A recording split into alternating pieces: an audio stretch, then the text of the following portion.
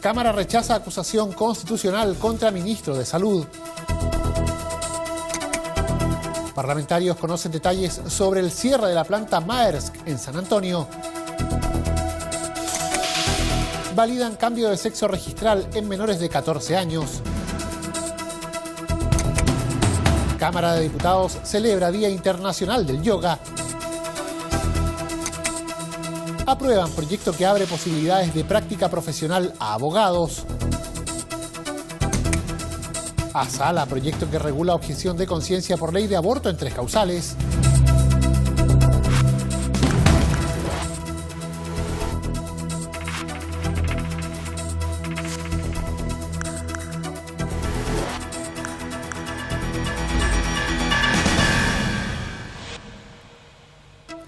¿Cómo están? Los saludamos, le damos la bienvenida a una nueva edición de Frecuencia Legislativa. Revisaremos aquí los hechos noticiosos más importantes ocurridos en las últimas horas en la Cámara de Diputados. Vamos a partir contándoles que la Cámara justamente rechazó la acusación constitucional presentada contra el ministro de Salud. La Sala de la Corporación acogió la denominada cuestión previa presentada por la defensa, desestimando así los argumentos jurídicos y constitucionales del libelo interpuesto contra el secretario de Estado. Revisemos todos los detalles en la siguiente nota. La Sala de la Cámara de Diputados rechazó la acusación constitucional presentada contra el ministro de Salud, Emilio Santelices, al acoger la denominada cuestión previa presentada por la defensa. Por 81 votos a favor, 63 en contra y una abstención, la Sala respaldó el requerimiento presentado por la defensa, desestimando así los argumentos jurídicos y constitucionales del libelo interpuesto contra el secretario de Estado por el protocolo de objeción de conciencia en materia de abortos, que fue declarado ilegal por la Contraloría. De esta forma, no fue necesario entrar al fondo de la acusación que impugnaba al secretario de Estado de infringir la Constitución y las leyes. Tras conocerse los resultados de la votación, el ministro Santelices, quien fue representado por el abogado DC Jorge Correa Sutil, valoró lo que calificó como la mayoría democrática expresada en el Parlamento.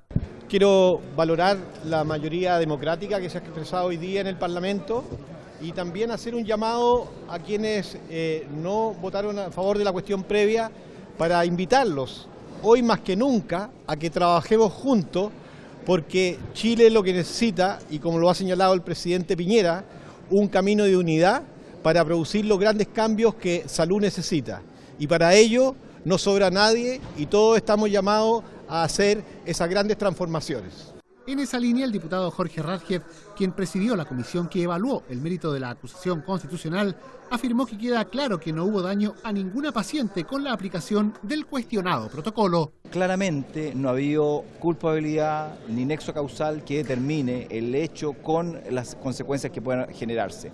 No ha habido efecto, no ha habido consecuencia y hoy día no se ha dejado de hacer ninguna prestación de salud respecto del protocolo que se dictó. Por otro lado, la ley, el Código Sanitario, señala claramente un protocolo, el protocolo que se dictó tanto por la ministra Castillo como por el ministro Santelices. Ninguno de ambos cometieron, a mi juicio, ninguna irregularidad respecto del tema. El Código Sanitario, cuando señala el reglamento, lo dice expresamente, cosa que en este caso no ocurrió. Lo propio sostuvo el diputado Ramón Barros, quien fue enfático al señalar que se impusieron los argumentos jurídicos y técnicos por sobre las consideraciones políticas. La acusación constitucional es un procedimiento sancionatorio muy excepcional y por lo tanto tiene que estar fundado en aspectos jurídicos y no en el show político que pudimos ver hoy día y a través de estas últimas semanas. Por lo tanto han quedado desvirtuados y yo me siento satisfecho porque creo que en la Cámara de Diputados como corporación todavía queda un dejo de apegarnos a los temas jurídicos y no al show político. En la oposición, en tanto, se lamentó el fracaso de la acusación en la sala, tal como lo planteó el diputado e integrante de la citada comisión Marcos Ilavaca, quien hizo una severa autocrítica. Ha quedado manifiesto de cómo las cosas no se deben hacer en política. Si queremos actuar como oposición, debemos actuar como oposición unida. Hoy día la derrota tiene nombre y apellido. La derrota tiene como nombre la descoordinación, la improvisación. Nosotros estamos dispuestos a trabajar de manera coordinada y unida. Y así se demostró el día de ayer. En la medida que sigamos improvisando, sigamos tomando decisiones de manera apresurada, claramente no vamos a avanzar como oposición. En esa línea, la diputada Maite Orsini, una de las impulsoras del libelo, lamentó que si bien a su juicio existían argumentos suficientes para acoger la presentación, esto no se vio reflejado en los votos. Nuestra ética y nuestra condición de feministas no nos permitía dejar pasar que un ministro haya intentado torpedear mediante un protocolo ilegal una ley que establece derechos para las mujeres.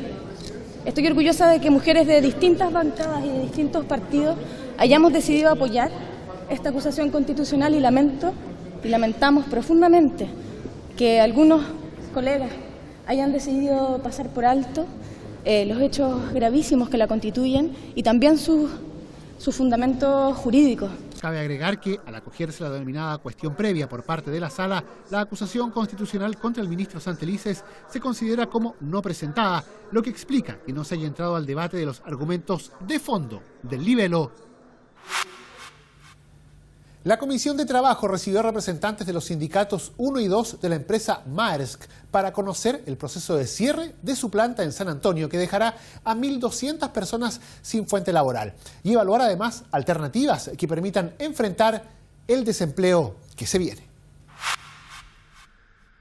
Aún en shock, así dicen estar los trabajadores de la empresa marítima Maersk de San Antonio tras conocer la decisión irreversible de esta empresa danesa de poner fin a las operaciones de fabricación de contenedores refrigerados en sus instalaciones de Malvilla, en San Antonio.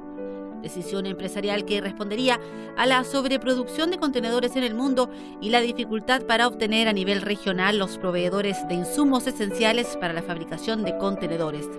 Representantes de los sindicatos 1 y 2 expusieron su problemática a la Comisión de Trabajo y sus dudas frente a este cierre, considerando que nunca contaron con antecedentes que les permitiera avisorar lo que hoy ocurre. Porque no entendemos efectivamente por qué cerró, considerando que hace 6 meses y algo habíamos conformado un contrato colectivo serio, consistente, principalmente por parte de los trabajadores, en los puntos esenciales, digamos, de una empresa de producción que tiene que ver con el bono de producción.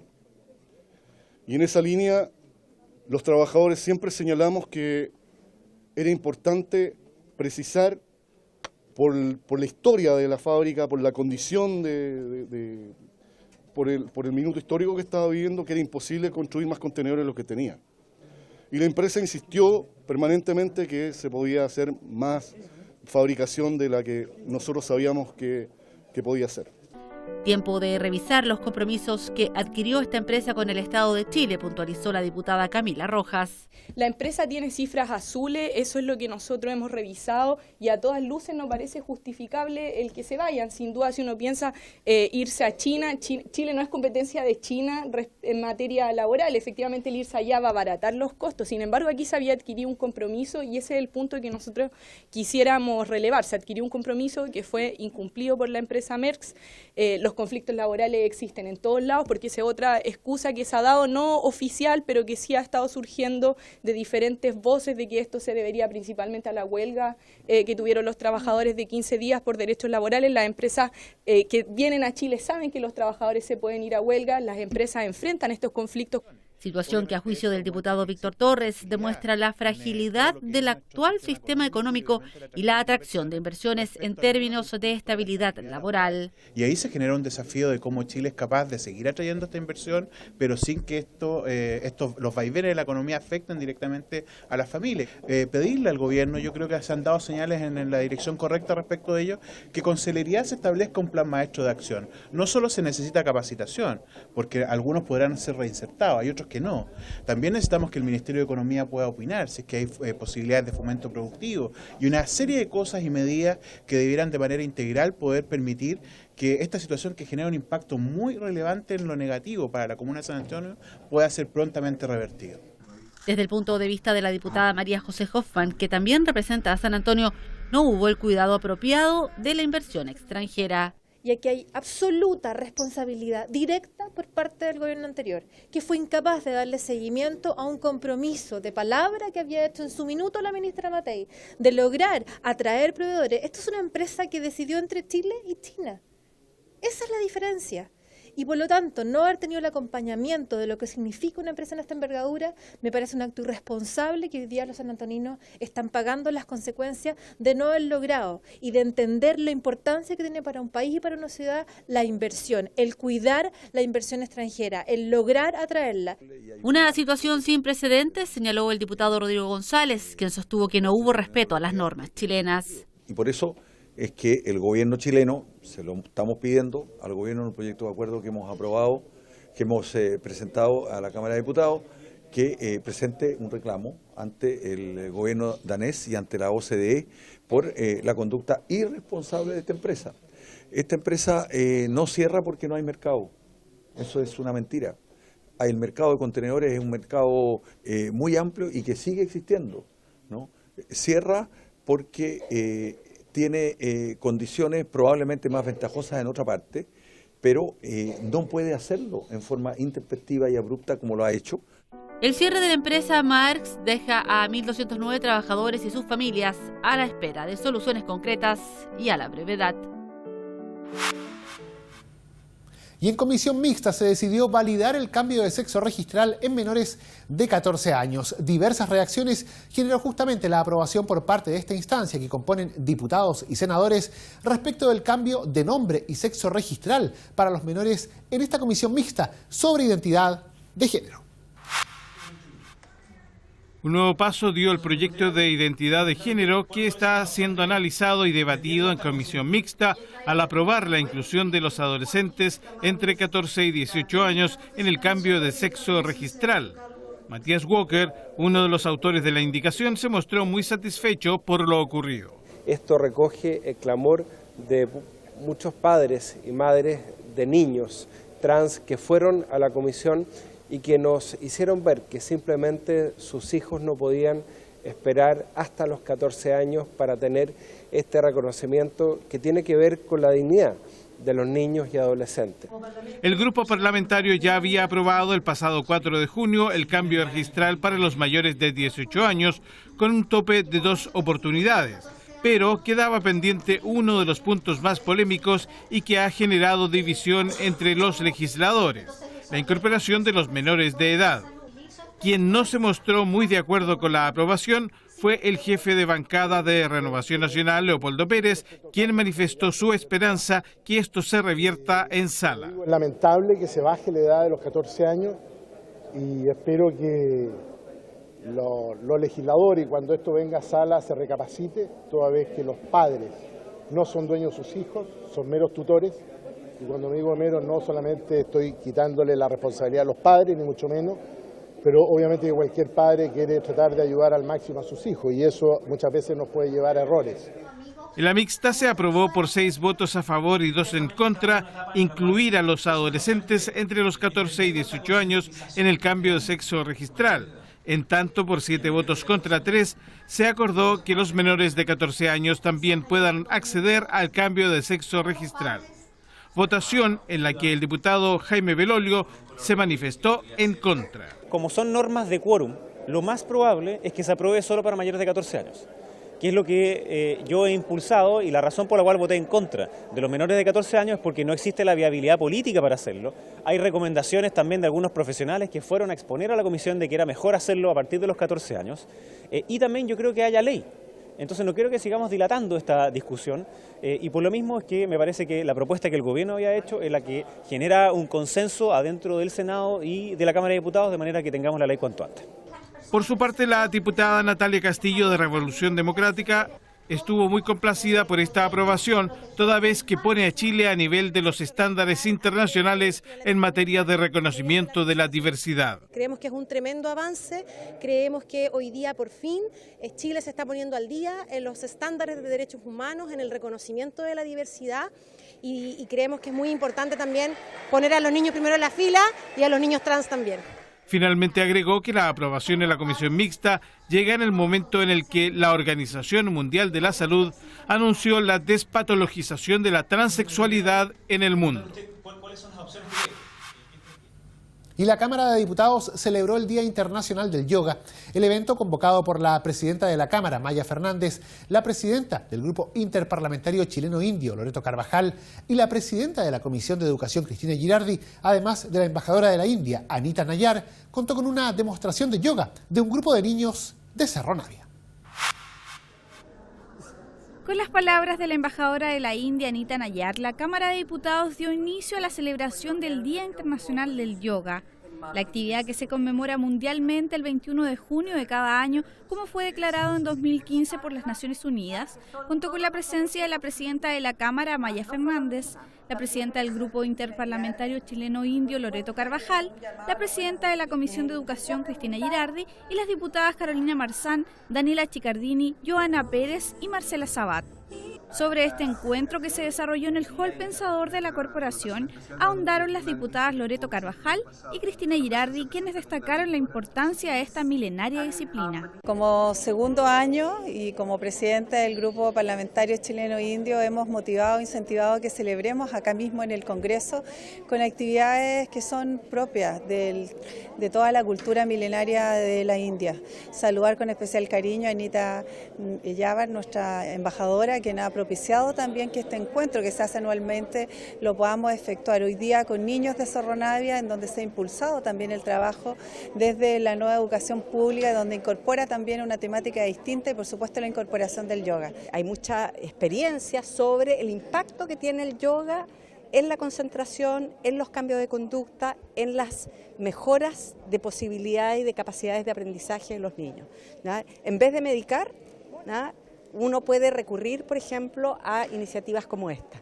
Y por eso presentamos un proyecto de ley que en el contexto de la nueva educación pública, que dice que primero las escuelas no pueden y no deben condicionar a que los niños estén medicados para aprender, no deben condicionar que los niños estén medicados para asistir o matricularse en una escuela, que es lo que están haciendo hoy día, ¿no? Y le planteamos también en otro artículo en la misma ley que establece que las escuelas deben buscar iniciativas como yoga, danza, teatro, para efectivamente lograr mejores aprendizajes, lograr mejores niveles de concentración en los niños.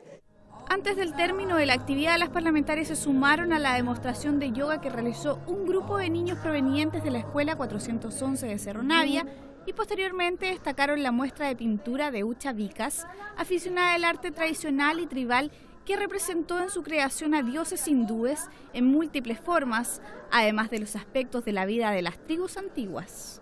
Cabe destacar que el yoga es una disciplina milenaria originaria de la India que busca equilibrar la mente, el cuerpo y las emociones a través de la realización de diversas posturas corporales y ejercicios de respiración. Y se aprobó el proyecto que abre las posibilidades de práctica profesional para los abogados. A las ya consideradas corporaciones judiciales se suman instituciones como el Ministerio Público y la Defensoría Penal Pública, los estudios de abogados, las fundaciones o asociaciones gremiales y las clínicas jurídicas, entre otras opciones. Abrir el rango de posibilidades que tienen los estudiantes de Derecho para realizar su práctica profesional obligatoria es el fin del proyecto aprobado en general por la Sala de la Cámara de Diputados por 142 votos a favor y 2 abstenciones.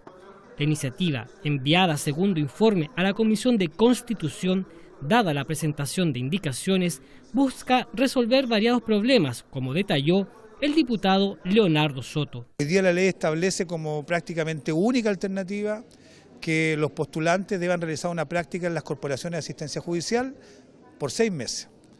Y eso ha planteado numerosos problemas. Uno de ellos tiene que ver con que no hay cupos disponibles en las corporaciones de asistencia judicial y por la cantidad de postulantes que es superior a los cupos disponibles.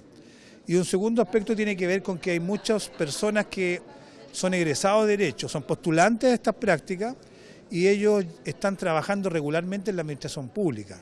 Y como esta práctica es gratuita, prácticamente son obligados a renunciar a sus cargos o a obtener un permiso sin goce de sueldo para poder cumplir con este requisito. El diputado Renzo Trisotti coincidió con el diagnóstico y valoró que la propuesta legal permita abrir el campo de la práctica hacia otros organismos relacionados al mundo del derecho. La carrera de Derecho tiene 10,5 semestres, pero en la práctica hay un estudio que incluso plantea que se demoran hasta 17 semestres. Y una de las principales razones es la tardanza en poder realizar la práctica profesional. Por tanto, este proyecto pretende modificar el Código Orgánico de Tribunales y en el numeral número 5, donde se establece la obligación de hacer la práctica únicamente en las corporaciones de asistencia judiciales, nosotros lo ampliamos a una serie de otros organismos e instituciones que sean definidos por los propios consejos directivos de la corporación. Pero esto... Conforme al texto aprobado por la Sala, los futuros abogados podrán realizar también sus prácticas profesionales en instituciones como el Ministerio Público y la Defensoría Penal Pública o en estudios de abogados que cuenten con programas autorizados por el Ministerio de Justicia. También se suman fundaciones, corporaciones, asociaciones gremiales, sindicatos y clínicas jurídicas que cuenten con la debida autorización. Asimismo, se reconocerá el trabajo que realizan funcionarios de la Administración del Estado, asesores legislativos o secretarios de los miembros del Congreso Nacional o de sus comités, así como funcionarios o empleados del Poder Judicial. Todos ellos bajo condiciones específicas definidas en la misma ley y en un reglamento que se dictará para estos efectos. Y la Comisión de Salud aprobó y despachó a la Sala la iniciativa que interpreta el Código Sanitario en materia de objeción de conciencia planteada por establecimientos de salud ante el requerimiento de interrupción voluntaria del embarazo. La Comisión de Salud despachó el articulado del proyecto que modifica la Ley de Interrupción Voluntaria del Embarazo en 3 causales. La iniciativa, respaldada por legisladores de oposición, surgió en respuesta de la controversia que se planteó por el protocolo Resolución Exenta 432, emitido por el Gobierno en relación a la objeción de conciencia, que fuera rechazado luego por la Contraloría General de la República, que determinó que la modificación del Ministerio de Salud no se ajustaba a derecho. La diputada PC Carol Cariola explicó que se trata de una moción interpretativa que establece lineamientos para la redacción de protocolos. Es una ley interpretativa que lo que permite es que la ley establezca precisamente las líneas del protocolo o en este caso reglamento que debe dictar el Ejecutivo. Nosotros no vamos a dejar abierta ningún espacio nuevamente para que el Ejecutivo intente torcer la voluntad social, ciudadana, popular y democrática que esta Cámara de Diputados estableció junto al Senado en la Ley de Interrupción Voluntaria del Embarazo en 3 causales. Nosotros queremos recordar que la objeción de conciencia institucional fue una norma que dictó el Tribunal Constitucional, no fue una norma que se dictó en la discusión democrática de este Parlamento. El proyecto consta de un artículo único que engloba 2 puntos. El primero busca asegurar que los protocolos que se emitan en torno a la ley de aborto en 3 causales aseguren la atención médica de las pacientes que requieran la interrupción del embarazo. En línea con esto, se define que los establecimientos de salud que invoquen la objeción de conciencia no podrán celebrar convenios con el sistema público en materia de ginecología y obstetricia. En segundo lugar, se condiciona la forma en que se deberá manifestar la objeción de conciencia, estableciendo que siempre deberá ser de manera previa y por escrito, indicando los fundamentos por los cuales se solicita abstenerse de realizar el procedimiento de interrupción del embarazo. Ello no solo para instituciones de salud, sino también para profesionales médicos y su equipo, punto que fue incluido vía indicación. Que deja claramente precisado que es excepcional el carácter de la objeción de conciencia, que como tal debe ser fundamentado previamente y por escrito, y que en ningún caso los convenios que tengan algunos hospitales privados o clínicas podrá ser compatible con declararse en objeción de conciencia. Por lo tanto, prima en la ley, no en un reglamento, en la ley queda establecido que prima el derecho a la interrupción del embarazo por sobre una excepción que tiene que ser muy calificada y que en ningún caso permite la coexistencia de convenios privados con la red pública. El diputado Juan Luis Castro, que preside la instancia de salud y es autor de la moción, explicó que se explicita en la ley que lo que prima es el derecho de las mujeres a requerir la interrupción del embarazo y que no existan interpretaciones erróneas al respecto. La iniciativa será vista ahora por la Sala de la Cámara. Y de esta forma nosotros llegamos al final de la presente edición de Frecuencia Legislativa. Le agradecemos su compañía y les recordamos que el detalle de todas estas noticias está disponible en nuestra multiplataforma, a la cual usted accede a través del www.cámara.cl para revisarlas en sus diferentes formatos audiovisuales. Muchas gracias por habernos acompañado. Siga junto a Cámara de Diputados Televisión.